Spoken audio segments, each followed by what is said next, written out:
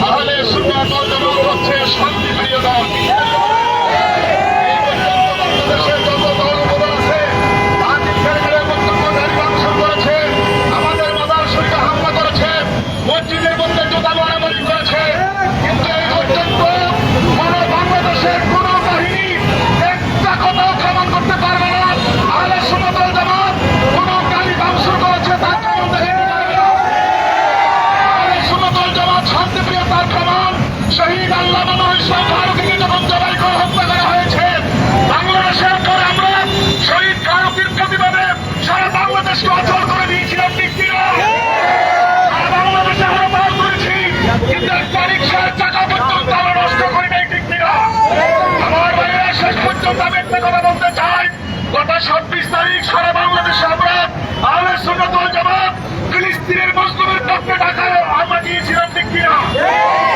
ঢাকার মধ্যে প্রায় 30 লক্ষ মানুষ জমায়েত হয়েছে, কিন্তু আমরা একটা খালি চক্কর আমরা বাস্ট করি নাই, আমরা আম চুরি করি নাই, দাম চুরি করি নাই, ঠিক কিনা? আমার শেষ কথা সরকারকে বলতে চাই, আপনারা আমাদেরকে দুর্বল মনে করবেন না। আমরা যখন 80% সুবিধা মাঠে নামবো, পালাবার রাস্তা পাবে না। আজকে আমি আহ্বান করবো, মাননীয় ধর্ম উপদেষ্টা আপনাকে আমরা অনেক সম্মান করেছি। আমার ভাইয়ের রক্ত বৃথা যেতে পারে না। শহীদ রহিসুদ্দিনের বিচার না হওয়া পর্যন্ত এই আন্দোলন অব্যাহত থাকবে, ঠিক কিনা?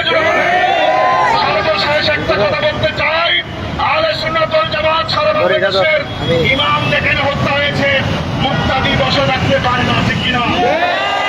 ইমাম যেদিকে মুক্তাদিও সেদিকে আপন করে নামবো, ঠিক কিনা? সবাই এই বাংলাদেশে আহলে হাদিস যারা আছে, এই আহলে হাদিস আমার ভাইকে হত্যা করেছে। আহলে হাদিস ইসরায়েলের দালাল, আহলে হাদিস আমেরিকার দালাল, ইসলামকে প্রশ্নবিদ্ধ করতে চাচ্ছে। আমার আইনুল্লাহ তাআলা, আসসালামু আলাইকুম। সবাইকে গুরুত্বের বক্তব্য রাখার জন্য আহ্বান জানাচ্ছি স্বামী আহমদের সুন্নি আইনের সম্মানিত মুফাসসির আল্লামা ইয়াকুব হোসেন।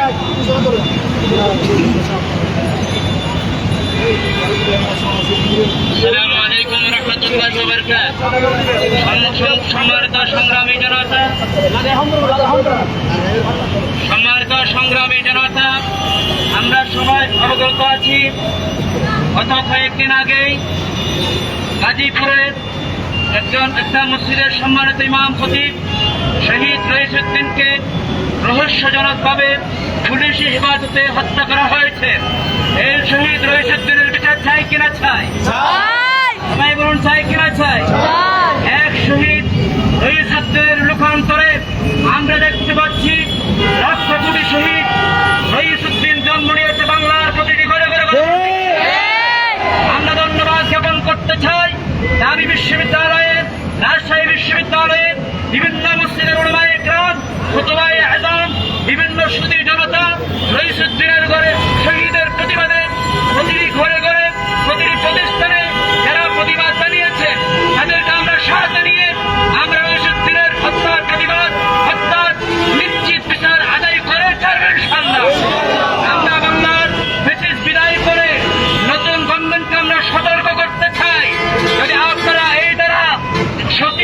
যদি নিশ্চিত না করুন, বিগত বিশেষ সরকার যেমন কয়েকদিনের মধ্যে বিদায় নিয়েছে,